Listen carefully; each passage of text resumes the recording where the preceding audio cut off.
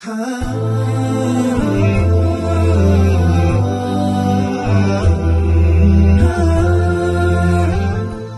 اللہ الرحمن الرحیم الحمد للہ وکفا وسلام علی عباده الذین اصطفى اما بعد. محترم بھائیوں، دوستوں اور عزیز ساتھیوں،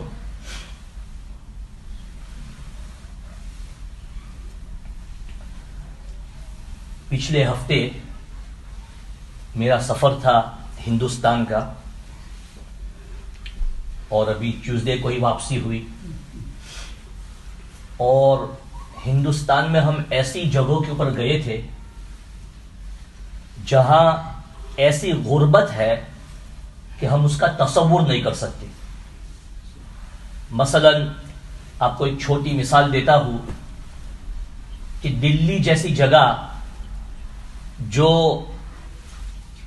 پورے بھارت کا کیپٹل ہے، وہاں ایسی جگہ ہے جس کو ہم انگریزی میں کہتے ہیں سلمز. تو وہاں ایسے لوگ زندگی گزارتے ہیں کہ ان کے پاس رہنے کا کوئی خاص انتظام نہیں ہے. بس کوئی جھوپڑی بنا لی کسی برج کے نیچے، ایک آدمی نے، پھر دوسرا تیسرا آیا، اور کچھ مہینوں کے اندر وہاں ایک سلم قائم ہو جاتا ہے. اور وہاں جو رہنے والے مرد ہوتے ہیں وہ کچھ روزانہ مزدوری کر دیتے ہیں. کسی کی فیکٹری میں چلے گئے، کسی کی دکان میں چلے گئے، کسی کے گھر پہ چلے گئے، کچھ کام کر لیا، اٹھانا اور کلیننگ، یعنی ہیوی لیبر جس کو کہتے ہیں. اور اس کے مقابلے میں ان کو صرف 50 یا 100 روپے ملتے ہیں دن کے، یعنی 50 پینس یا 1 پاؤنڈ. یہ 6 7 8 گھنٹوں کی محنت کے بعد. اور ان کی جو عورتیں ہوتی ہے، اس لیے کہ انڈیا جو ہے، بھارت جو ہے، ہندوستان جو ہے، یعنی دنیا کے جو 5 بڑے ممالک ہیں اکانومی کے اعتبار سے، اس کا بھی اب شمار، انڈیا کا بھی شمار اب ان میں ہوتا ہے. تو وہاں بڑی بڑی کمپنیز ہے، ملٹی نیشنل کمپنیز. اب ان کو لیبر چاہیے اور چیپ لیبر چاہیے. تو وہ سلم کے اندر جاتے ہیں اور عورتوں کو کہتے ہیں کہ دیکھو اتنا آپ کام کرو گے تو آپ کو اتنے پیسے ملیں گے. تو یہ عورتیں جو ہے تو وہ سارا سامان سلم کے اندر ہی ڈیلیور کرتے ہیں. اور یہ عورتیں، مثلا میں آپ کو چھوٹی مثال دیتا ہوں کہ ایک باکس ہوتا ہے، اس میں کوئی چیز ڈالنی ہوتی ہے اور اس کو پیک کرنا ہوتا ہے. ہر باکس آپ کرو گے تو آپ کو 1 روپیہ ملے گا، 1 پینس. اب یہ عورتیں اگر 3 4 گھنٹے کام کرتی ہے تو بمشکل وہ دن کے 100 روپے کما لیں گے. تو کہنے کا میرے بھائی دوستو مقصد یہ ہے کہ ہم لوگ جو مغربی ممالک میں رہتے ہیں، ہمیں اللہ تعالیٰ کا انتہائی شکر ادا کرنا چاہیے کہ اللہ تعالیٰ نے ہمیں کس عیش آرام میں رکھا ہے، کس عیش اور آرام میں رکھا ہے. اور اللہ تعالیٰ کا ایک اصول ہے جو خود اللہ تعالیٰ نے قرآن کے اندر بیان کر دیا کہ لَإِن شَكَرْتُمْ لَأَزِيدَنَّكُمْ، اگر تم میرا شکر ادا کرو گے تو اللہ فرماتے ہیں کہ لَأَزِيدَنَّكُمْ، میں تم کو اور دوں گا، شکر کے اوپر اضافہ. وَلَئِن كَفَرْتُمْ، اور اگر تم نے ناشکری کی تو ان عذابی لشدید، تو پھر آپ میرے عذاب کے مستحق ہو. اب میرے بھائی دوستو، شکر جو ہے اس کا ابتدائی مرحلہ کیا ہے؟ ابتدائی مرحلہ یہ ہے، یعنی عام آدمی کے لیے، بچوں کے لیے، کہ کھانا کھایا اور دعا پڑھ لی. یہ بھی ایک شکر ہے. اللہ تعالیٰ نے کھانے کی آپ کو نعمت دی ہے، تو کھانا کھانے کے بعد ہم اللہ کا شکر ادا کریں. الحمدللہ الذی اطعمنا. آدمی رات کو سو گیا اور صبح کو وہ اٹھا، اس کو کیا بولنا چاہیے؟ اس کے زبان کے اوپر کون سے کلمات جاری ہونے چاہیے؟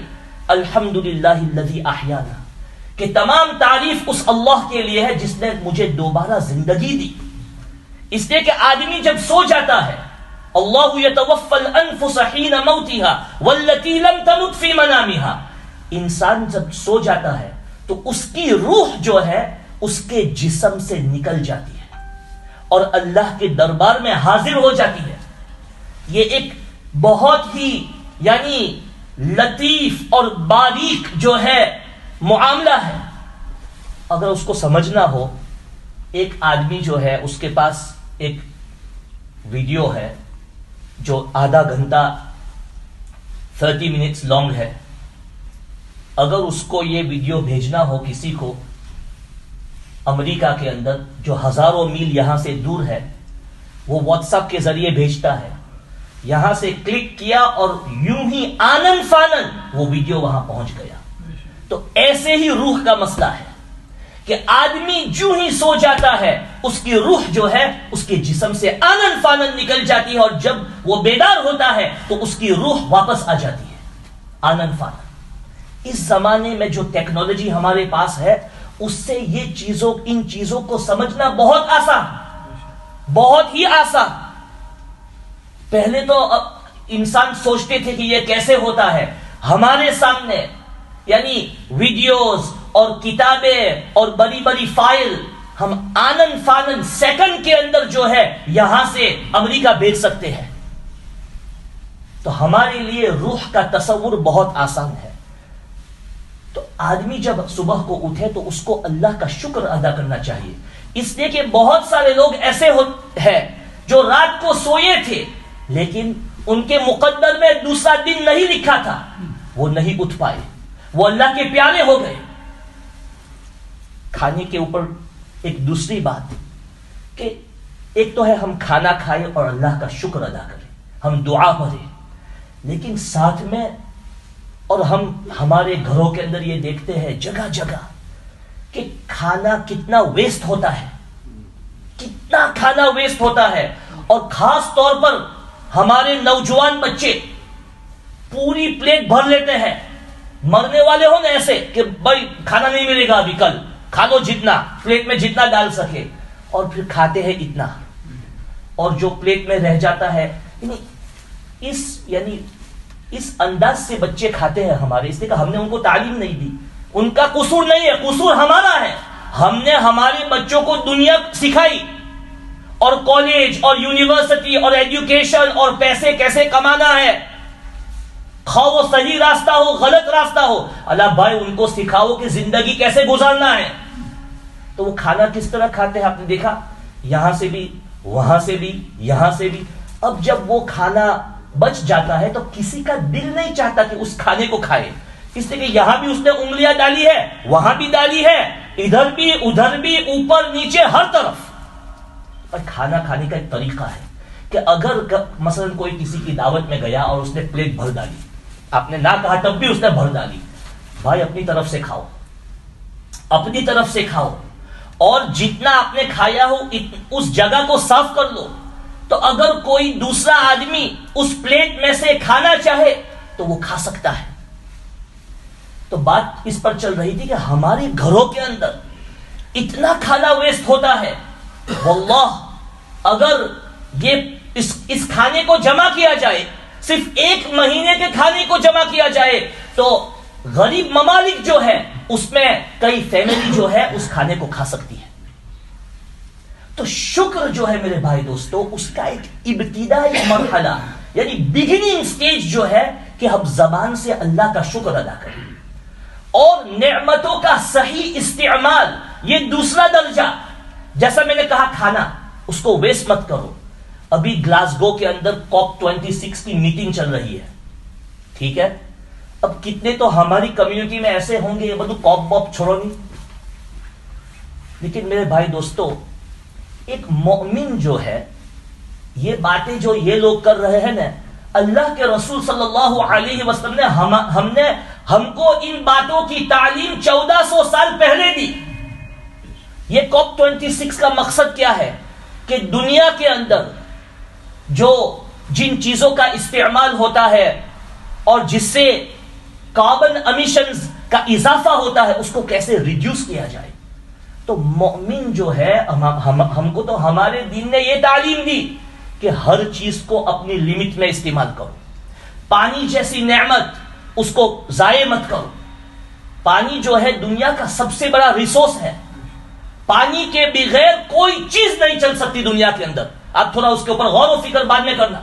اس لیے اللہ نے قرآن میں کہا وَجَعَلْنَا مِنَ الْمَاءِ كُلَّ شَيْءٍ حَيٍّ، ہر چیز کو ہم نے زندگی دی پانی کے ذریعے. اور اسلام نے جو ہے ہمیں پہلے دن سے سبق سکھا دیا کہ پانی کو ضائع مت کرو. یہاں تک کہ اگر نہر بہ رہی ہے اور آپ کو وضو کرنا ہے اس نہر، ایسا مت سمجھو اوہ یہاں تو بہت سارا پانی ہے اور آپ اس کو ویسٹ کر رہے. نہیں، جتنے پانی کی ضرورت ہے اسی کو استعمال کرو.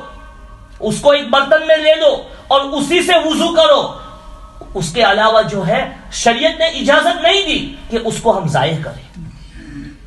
تو یہ شکر جو ہے اس کے مختلف مراتب ہے. اور مجھے جو ہے آپ کو توجہ دلانی ہے کہ حقیقی مومن جو ہوتا ہے اس کا شکر کا انداز کیا ہوتا ہے. ایک تو ہے کہ عام مسلمان، تو میں نے آپ کو مثال دی، کھانا کھایا اس نے دعا پڑھ لی، یہ بھی بہت بڑی بات ہے. کھانا کھایا اس نے کھانے کو ضائع نہیں کیا. صبح کو اٹھا تو اس نے دعا پڑھ لی. سفر میں جا رہا ہے تو وہ اللہ کو یاد کر رہا ہے. سفر سے واپس لوٹتا ہے تو اللہ کا شکر ادا کرتا ہے کہ میں صحیح سلامت گھر پہ پہنچ گیا. چھینک آتی ہے تو الحمدللہ کہتا ہے، وغیرہ وغیرہ.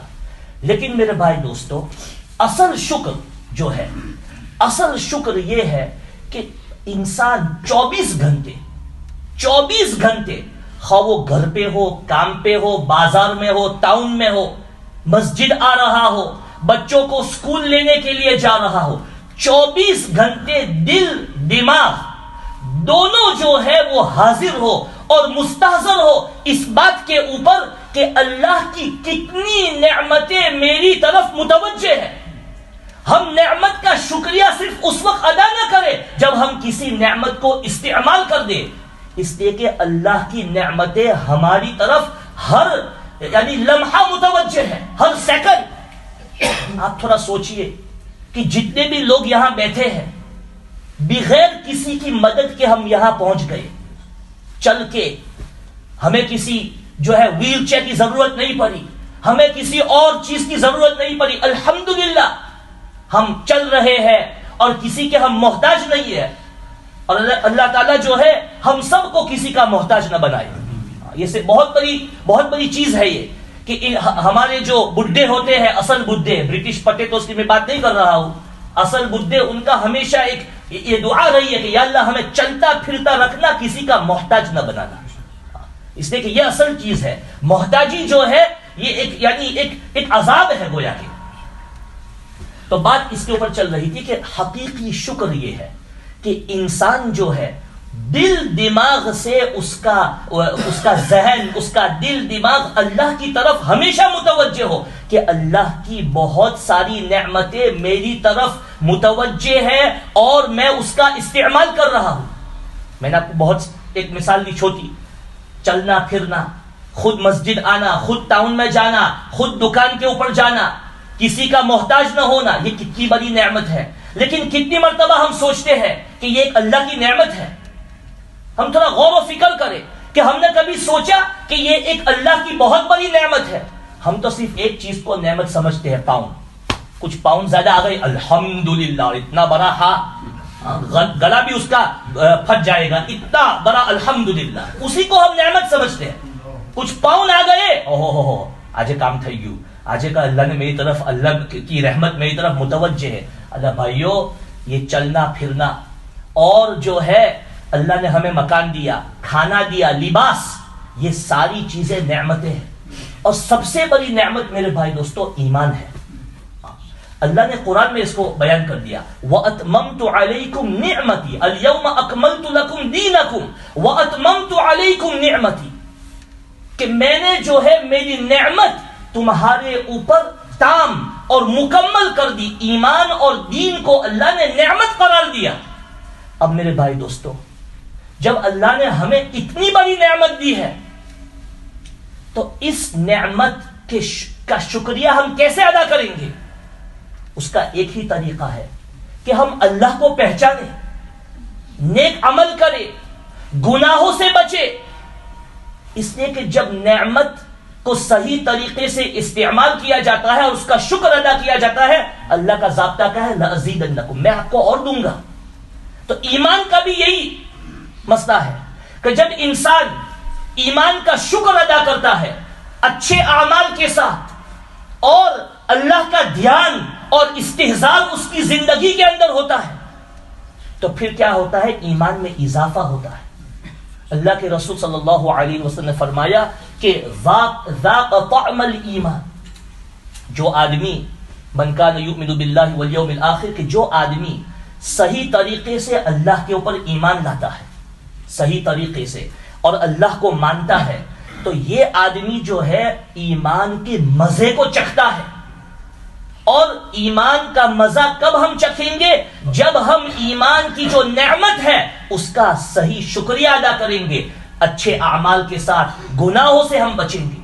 ورنہ میرے بھائی دوستو کیا ہوتا ہے کہ انسان ایمان کے باوجود گناہوں کے اوپر جرات کرتا ہے اور اپنے آپ کو بہت بڑا سمجھتا ہے, تو پھر اوپر سے ایسی اس کو ایک ایسا تماچا اس کو لگتا ہے, کبھی تو وہ بیمار ہو جاتا ہے یا کسی تکلیف میں مبتلا ہو جاتا ہے, اور کبھی اتنا بڑا اس کو اوپر سے شاٹ لگتا ہے کہ اس کا ایمان بھی سلب کر دیا جاتا ہے. تو میرے بھائی دوستو, کہنے کا مقصد یہ ہے کہ اللہ نے ہمیں اس ملک کے اندر بہت ساری نعمتوں سے نوازا ہے, اور ہم میں سے ہر ایک اس کو ان نعمتوں کا شکر ادا کرنا چاہیے. اللہ تعالیٰ جو ہے ہم سب کو اس کے اوپر عمل کی توفیق نصیب فرمائے. Normally we try to have the last few minutes of the discourse in English, but unfortunately the majority of people sitting here, they speak Urdu, and they've been here for the last 20 minutes. So the discourse really should take place in English, but those who speak English generally turn up in the last 2-3 minutes, and it's very difficult for the speaker to suddenly divert from a topic which was in Urdu and to restart the topic in English in a matter of 3 minutes. So inshallah, if those brothers who speak English turn up earlier, at least 10 minutes before the salah begins or 12 minutes, then we can divert the talk in English. Jazakallah.